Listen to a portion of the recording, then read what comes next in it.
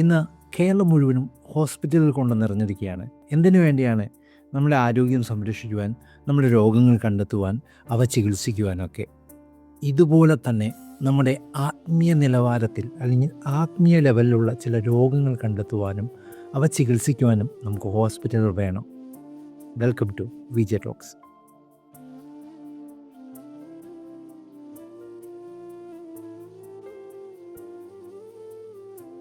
അതെ, തീർച്ചയായിട്ടും നമുക്ക് അങ്ങനെ ഒരു കാര്യം വേണം. എന്തുകൊണ്ടെന്ന് പറഞ്ഞാൽ, കുറേ വർഷങ്ങൾക്ക് മുൻപ് വിശ്വാസകോളത്തിൽ ആരാധന എന്ന് പറയുന്നത് അതൊരു മഹാസംഭവമായിരുന്നു.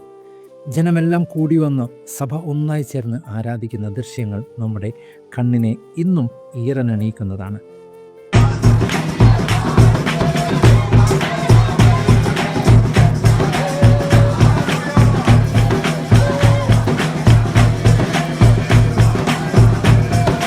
ഒന്ന് നോക്കി, ഈ ആരാധനയിൽ ഒരു ആത്മസാന്നിധ്യമുണ്ട്. എന്നാൽ വന്ന് ഇന്ന് നമ്മൾ പലപ്പോഴും ആരാധന എന്ന് പറയുന്നത് അത് ചില കാണിച്ചുകൂട്ടലായി മാറുകയാണ്. ഒരു പാട്ട് പാടുന്നു, മറ്റൊരു പാട്ട് പാടുന്നു, അങ്ങനെ പാട്ടുകൾ മാത്രം നിന്ന് ഒരു പാട്ട് സദ്യയായി മാറുന്നു. ഒരിക്കലും ആരാധന അങ്ങനെയാവരുത്. ആരാധന എന്ന് പറയുന്നത് ഹൃദയത്തിൽ നിന്നാണ്. ലേവ്യ പുസ്തകത്തിൽ 10-ാം അധ്യായം അതിൻ്റെ 1-2 വാക്യങ്ങളിൽ അഹറോൻ്റെ 2 പുത്രന്മാരെ ദൈവം കൊല്ലുന്നതായി കാണാം. എന്തിനു വേണ്ടിയെന്ന് ചോദിച്ചാൽ, അവർ അന്യാഗ്നി കത്തിച്ചു.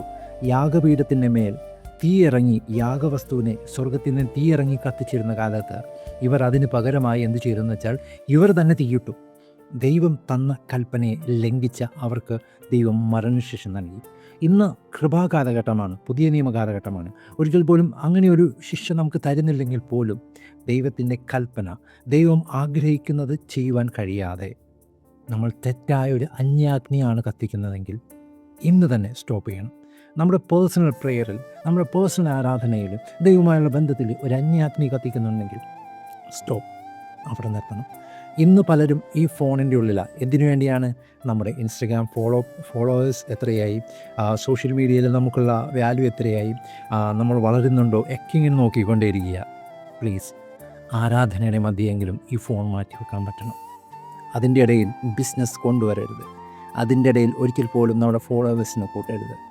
മറിച്ച് ഇതെല്ലാം മാറ്റി നിർത്തി ആരാധിക്കുന്ന മൊമെൻറ്റ്, ദൈവത്തിന് കൊടുക്കുന്ന ആ സമയം, അത് പൂർണ്ണമായും ഫുള്ളായി ദൈവത്തിന് കൊടുക്കാൻ നമുക്ക് പറ്റണം. അന്യാഗ്നി കത്തിക്കാതെ ദൈവമായി ചേർന്നിരുന്ന് ദൈവത്തിൽ നിന്ന് ചിലത് പ്രാപിക്കാൻ നമുക്ക് പറ്റണം.